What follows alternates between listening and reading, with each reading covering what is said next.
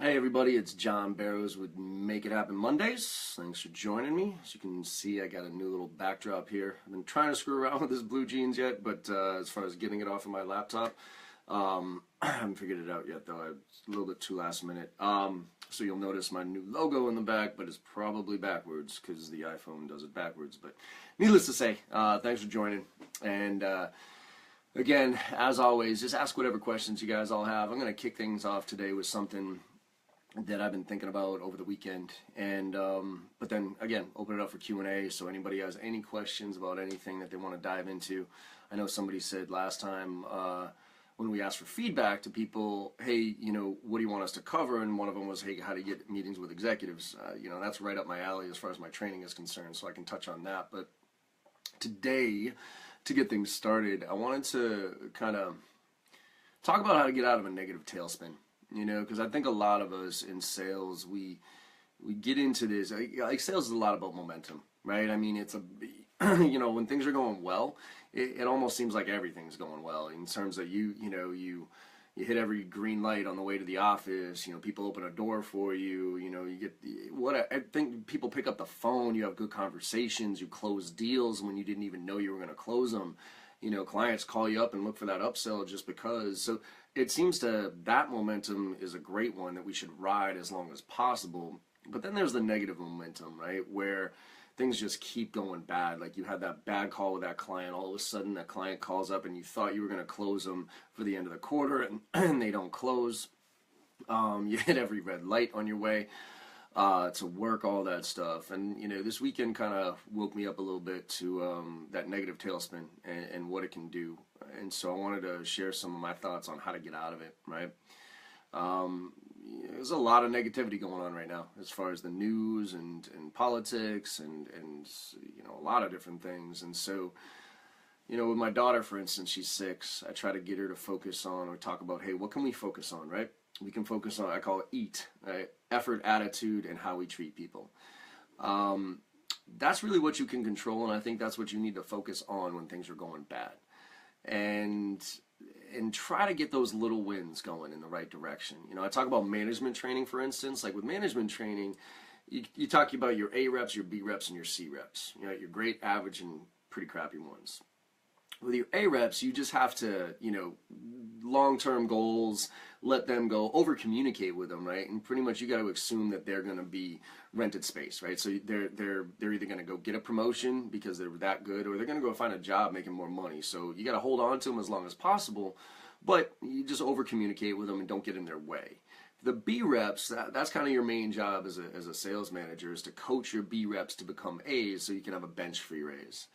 But then your C reps, and this is where this comes in, is these are the ones you got to get. Like C reps who are losing are unfortunately used to losing.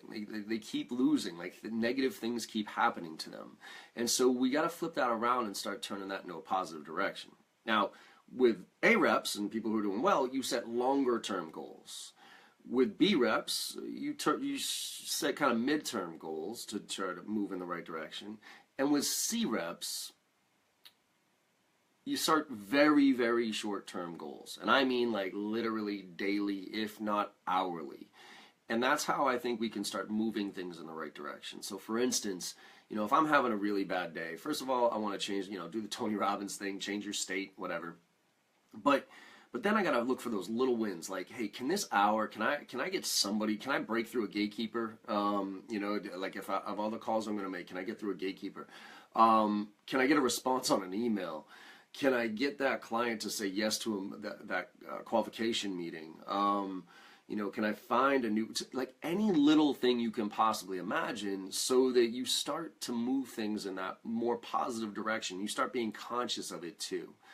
One of the things I did for a good friend of mine who was going through a rough patch a while back, she was always like, oh man, things are rough and it's brutal and all this other stuff. And I said, and she was in a very negative mindset. And so what I ended up doing was I gave her a notebook and I said, look, I want you to go around today, and every time something positive happens to you, okay, I don't care how small it is, somebody opens the door for you, somebody calls you that you weren't expecting, anything. And I don't mean just business-wise, I mean personally as well.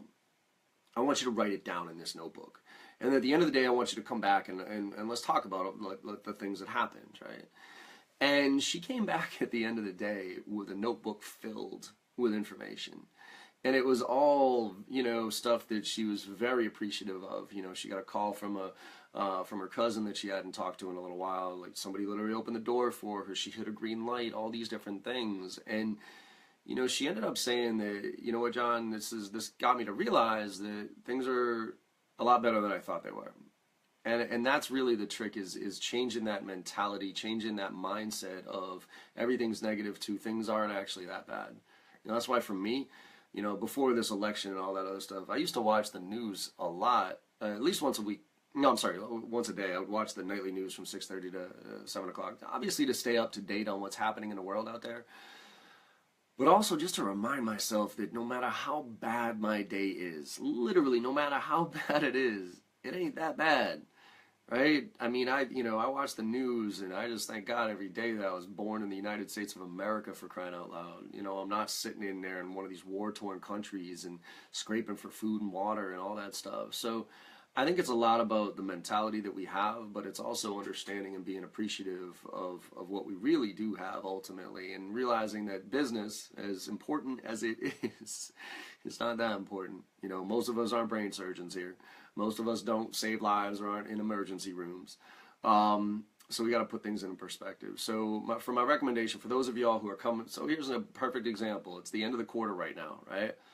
Hopefully some of y'all are crushing it and you're already looking at Q2 and starting to kind of map out your plans there. But, some of y'all are going to be stressing it this week and really just sweating about, oh crap, am I going to be able to hit my targets? Well, just try to keep that positive mentality and saying, yeah, it's going to work out, and if it doesn't work out, I'll hit it next month, right? But again, look for those small things today. How many calls, how many people actually do you get on the phone? How many email responses do you get back? Anything small to move in the right direction, and then celebrate those, right? So you can keep building momentum in the right direction. Again, I'm not a huge Tony Robbins fan here, but I do believe in his change your state mentality, as far as if you're in a negative mindset, do something to change your state. And he does it physically, like he yells or screams or physically does something to change your state. And I totally recommend doing that. All right, because sales is a beautiful profession, but a brutal one.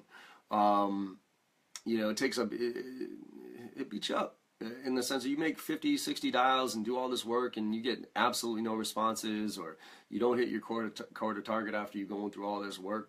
It's demoralizing in a lot of ways, but man, those little wins, they start to build up, and when that momentum builds, it keeps rolling. It's kind of like a train, right? A train takes a long time to get going, but it also takes a long time to stop, and so that's why all those little things will eventually build up. So that was just on my mind that I wanted to share with you all, because it's sales is very psychological. I talk about a lot of techniques and different things here, but I also, the psychology behind selling is actually almost as important to pay attention to, why people do the things the way they do them, those type of things. So, think about that this week and trying to stay in a positive mindset. Try to make somebody else smile. You know what I mean? I always say, like, if you can get somebody to smile on the phone, you got them, right? Like a voicemail. My biggest voicemails responses that I ever got was when I would like screw up a voicemail and leave some terrible one or whatever, and then like midway through be like, yeah, this is John Barrows with da da da da, and get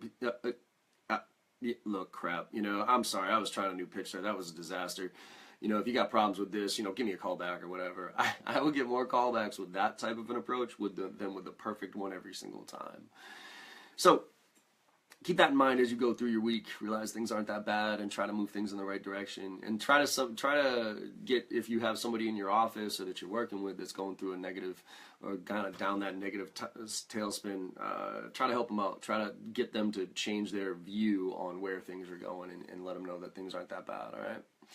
So with that, I wanted to answer one of the other questions. Again, if you have any questions right now, feel free to hit me up on any topic related to sales. But one of the things that we sent a question out to a lot of you who've been watching this stuff, and I appreciate you guys who are, what do you want me to talk about? What are some of the things that, topics? And one of them came back, which was, how do you get in touch with executives? Or how to get executives to call you back or email you back, which is right up in line with my actual training, my Filling the Funnel program, little plug here. If you do want the full training, I put it all online, so you can just go jbarrows.com and go to the online version of this. It's the same stuff that Salesforce gets. It's the same stuff that LinkedIn gets, all that stuff. But really, what I've been trying to focus on a lot lately is, I've been asking a lot of executives, okay? I'm doing a soft survey here of hey, what do you respond to? And the answers vary, but one of the questions I asked them, I said, when was the last time a sales rep reached out to you with more than one or two thoughtful messages, right? In the sense of like sending one custom emails or whatever, and then had more than a couple of them that hit up 3, 4, 5, 6 times, that was part of a more thoughtful contact strategy where every one of those messages was customized, right? I asked the executives, like, when was the last time that happened, right? And I talked to a lot of them. Every executive I talked to, it's like, yeah, I can't remember the last time.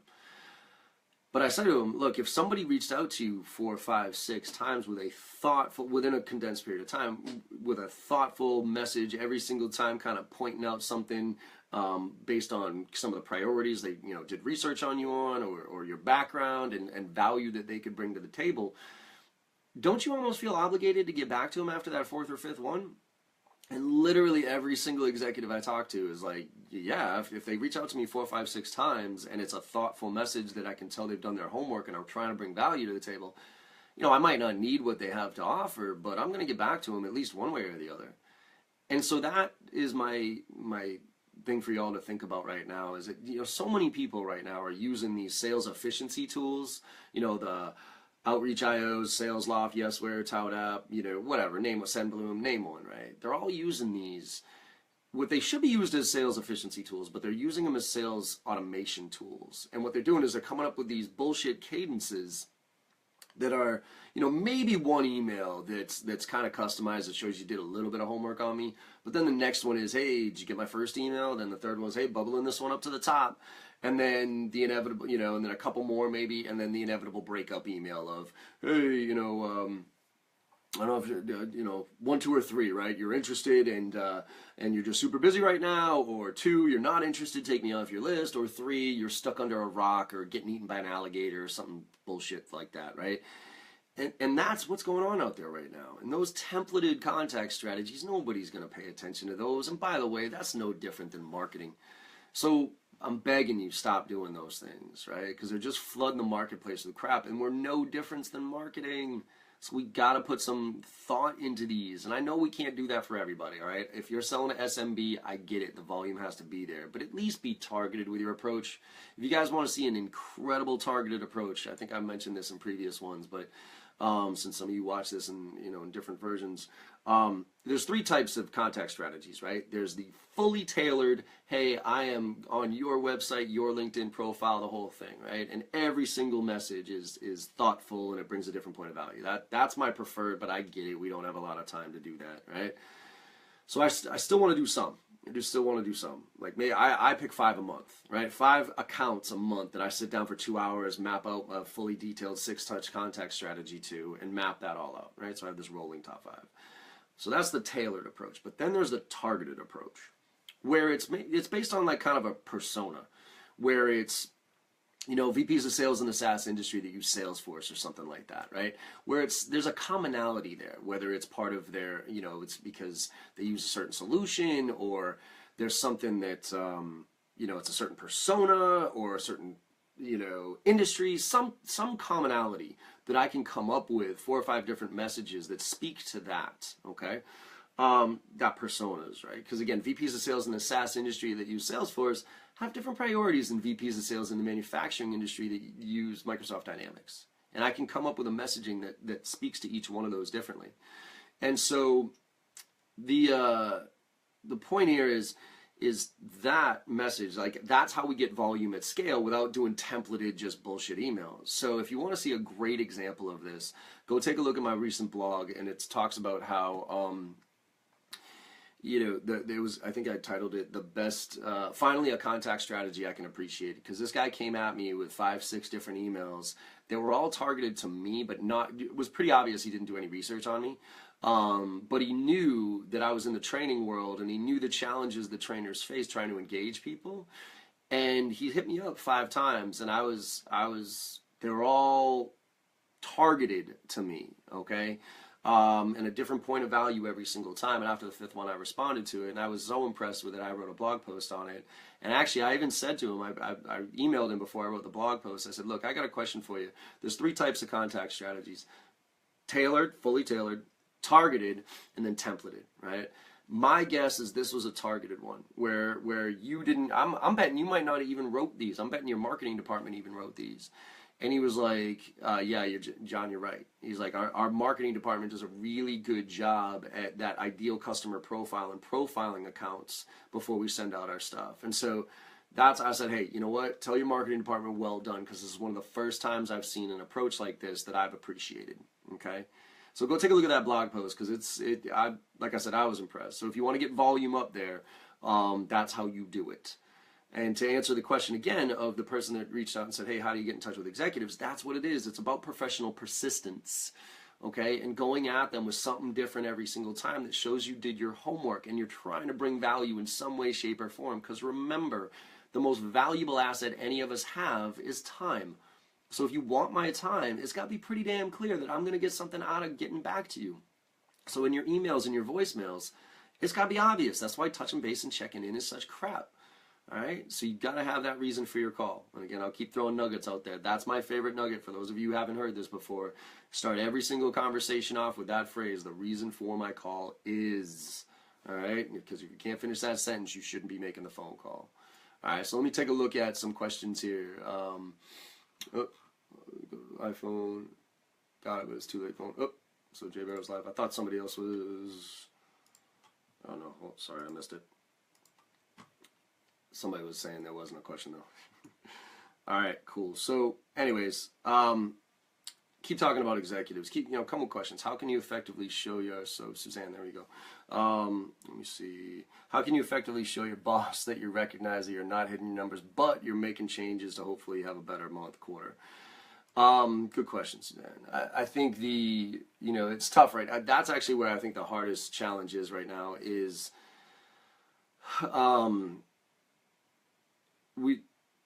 managers and companies are still saying, hey, hit your numbers, like, the quantity numbers, but we want you to be more quality oriented.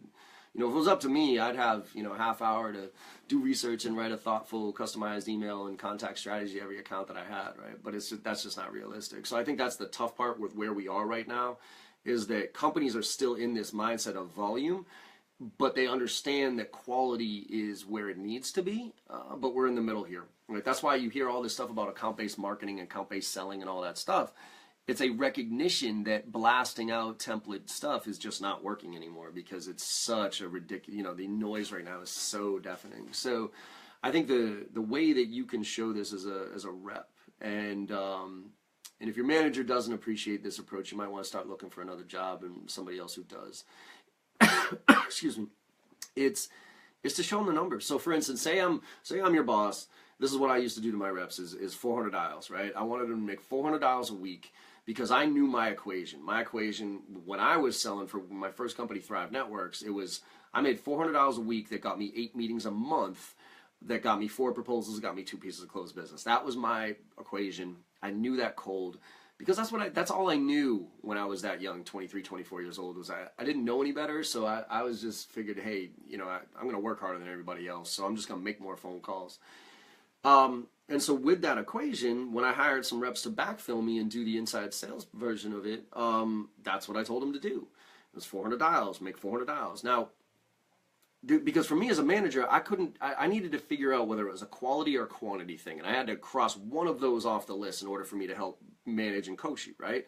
So that's where I would sit down and say, okay, make 400 dials. Now, some of the reps would come to me after a month or two and say, hey, John, I'm not hitting my numbers, like I'm not getting the meetings, what should I do? And I'd be like, all right, well, how many dials did you make last month or last week and the week before? Well, I made 250, something like that. I'd be like, get out of my office. I don't want to talk to you again, because I don't know whether it's a quantity or a quality issue. Now, when you hit that quantity number, and you still weren't getting your number, hitting your numbers, then that, getting the results, that's where I started to back off and say, okay, now I know it's not an effort thing. Now I know it's a quality thing. So now let's work on that, right? Now let's come up with different approaches and try this or try that, whatever. And so my feedback to any rep out there that's struggling with, I know, like, man, so here's a small story sidebar here. Last week I was doing a training, and I go in and I start railing on the fact, and I was the death of the average sales rep. If you're blasting out template emails, I don't understand why I'm paying you. And I just go on this rant, and this one girl, I could tell in the back of the room, she started getting kind of upset, and I could see her, she was like starting to really get, I could tell on her face, right? And she starts leaning over, she's talking to the person next to her, and then she just starts crying. And I'm like, oh shit, I've never had that happen before, so what's going on, right? And she said to me, she goes, John, I agree with everything that you're saying right now. The quality approach, doing homework and all this other stuff. She's like, but I literally just got out of a meeting with my manager who told me the exact opposite. He told me that I needed to be blasting out these template emails, again, using one of these tools, these sales efficiency tools. I'm not going to name the one, but using these sales efficiency tools. And he literally gave me the templates, told me to send these out at volume, and effectively said that I'm going to be replaced here in the next year with technology. So she literally said, I don't even know why I'm here. Right? She's like, I don't know why I'm in this training because I was told the exact opposite. And I was like, well, that kind of sucks. I was like, I'm not gonna lie to you. That sucks hardcore, right? Now we talked to her about like using this as an opportunity to leverage these tools and learn so that you can figure out kind of the nuances and split test different approaches, so that when she would move up to the next role, she would be able to have both her desire for the quality, but also the understanding of how to leverage these tools as efficiently as possible. And that combination is really solid if you can do that. But going back to proving to your managers that, hey, you might have missed your numbers, but what are you doing differently? Like, this is where you can say, you know what, I'm going to spend a week just doing exactly what I'm told, doing the numbers game, right? That type of thing. And then I'm going to spend a week maybe doing so 1 week doing the quantity approach like I'm being told to, and then the next week doing the quality approach. So spend a week, picking accounts, doing homework on them, coming up with a thoughtful contact strategy, and seeing which one yields a higher response rate. So if so you can come back with data. That's where managers, it's hard for them to refute data, right? If it's just like, boss, I don't know what's working and I don't like this approach and blah, blah, blah, then I'm not going to pay too much attention to you, right? Because, I put these numbers together for a reason. I want you to do them and you're going to do them. But if you come back to me and say, boss, look, I did it your way last week and these were the results I saw, and then I did it my way this week and this was the results that I saw. If those results are better and shows a higher conversion ratio and a more thoughtful approach, and they're higher quality meetings or stuff like that, if your manager doesn't pay attention to that, I'd be worried. I'd be worried, and I would probably go kind of work my way into another position, either with the company or somewhere else, because that data shows. It's kind of like when I was doing my first job, going back to the one I was making 400 dials. I used to have conversations with my CFO, and my CFO would always be like, "All right, John, year over year, we have to grow, 50% this year." And I'd be like, dude, we grew 50% last year, and I was busting my ass to do it. And so, okay, this year, 50% on top of that, what I did last year was like, okay, well, that I need a couple more sales reps, I need some more marketing budget. And he'd be like, well, we don't have that. So, you're just gonna have to figure out how to make it work, John. I'd be like, dude, I can't work any harder. I'm working like 17, 18 hours a day here. I'm killing myself 7 days a week. I'm not even lying about that. But it was my feeling about it, right? And so it never really resonated with my CFO. So I got really, really fanatical about how, very detail oriented about my numbers. And I started understanding what my conversion ratios were, what our average deal size was, and know your equation, right? I wrote a blog post on this one. You can Google it, Jay Barrow's Know Your Equation. I think I even put a spreadsheet in there so you can play around with this. And I backed into the numbers, and I found out, again, 400 dials got me 8 meetings, got me 4 proposals, got me 2 pieces of closed business at an average deal size of $3,500.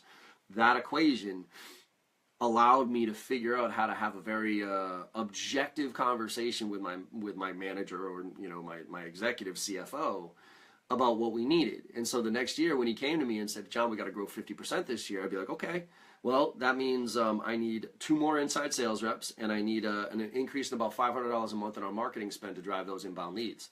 He'd be like, well, I can't afford to, we can't afford to hire those people. And then I would show him the numbers. I'd be like, well, then I can't afford to hit those numbers. Like this is a factual conversation, not a feeling-oriented conversation, okay?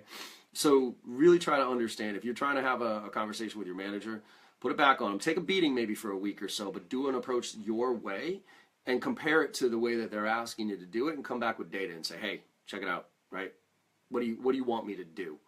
And if your data is better based on your approach compared to their approach, and they still don't pay attention to you, that's where you can start to look around, all right? But they should, all right? So again, just to kind of sum things up with today, I started with that getting out of a negative tailspin, all right? Things are fucked up right now. There's no question about that. It's really easy to get lost in this negative tailspin, and you take the outside factors here of what's happening, and then you add that to maybe your day-to-day at your job, and things just kind of keep piling up and going in the wrong direction. Got to do something to change that state. And my recommendation is find the little things. Take a notebook, write down every positive thing that happens to you, or when you come in, set some goals for that day. Very, very short-term goals for like this hour. What do I want to get accomplished? And then when you get that win, go, all right, cool, now turn that into another one. This is why when you're making your calls, by the way, say you're making your phone calls and you get a positive response on something, don't take a victory lap. Don't grab some coffee, talk to people. Take that energy and flip it right back over into that next phone call, because that energy, that enthusiasm will come through. Again, you've heard me say this before. Sales is the transfer of enthusiasm. And also over the phone, you're only dealing with 43% of the way that people communicate as human beings, right? So you better make it worth it. So that's why stand up when you're making your phone calls.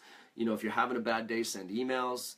Try to do things in hour chunks, because you can gain momentum and you can get hyped up for that hour versus a full day, which is brutal, right? And give yourself some breaks, but also make sure that you're building on the positive momentum, right, to get you out of those negative tailspins. And realize that, again, things can be a lot worse. As far as getting in touch with executives, it's about the thoughtful contact strategy. 5, 6, 7 touches, all thoughtful about them, their priorities, about something. Show that you did some homework, right? And then as far as showing your boss about, that you're not hitting your targets and you're trying to hit them next week, give them a plan, right? And be metrics oriented with your approach. If any of y'all want to be managers in the future, you got to be scientists, right? You got to have a process. You got to know your numbers, right? So you can apply that to everybody else. If you're an artist, it's damn hard to be a manager, right? Because teaching everybody how to be Picasso is pretty rough unless you give them a paint by numbers. All right. So with that, I'm going to end today's session. Thanks for asking the questions today, and for those of you who have watched, always remember the quote from Johnson. What do you got here? Let me see this one. Always remember the quote from, hold on a second. Let's see. Hold on a second, Johnson. But yeah, I mean, just keep grinding, right? And if you could all do me a favor, and again, like I said, just trying to help promote this stuff. I know I get a lot more views after hours on this thing. The numbers are actually pretty solid after we post these, but I would love to get more engagement here during. So I don't know if it's the wrong time or if there's a better time, but if you could help me promote this out there and share the love, I'd appreciate it. Again, always hit me up. Feel free on Snapchat. John M. as Michael Barrows. Like I said, for those of you who are really interested in getting in touch with executives and understanding from a training perspective, you can hit up my website. Hit me up with John at @jbarrows. I'll give you a discount code so you can get the training for like 20% off, I think it is. And then, yeah, just keep coming on Facebook Live and take a look at my resource library with all the cool stuff I put on there. I try to put as much stuff out there as I can for free, trying to add as much value as possible, all right? All right, everybody. Well, thank you all very much for your time today, and make it a good week, all right? Try to go out and make somebody smile today, all right? Have a good one. Cheers.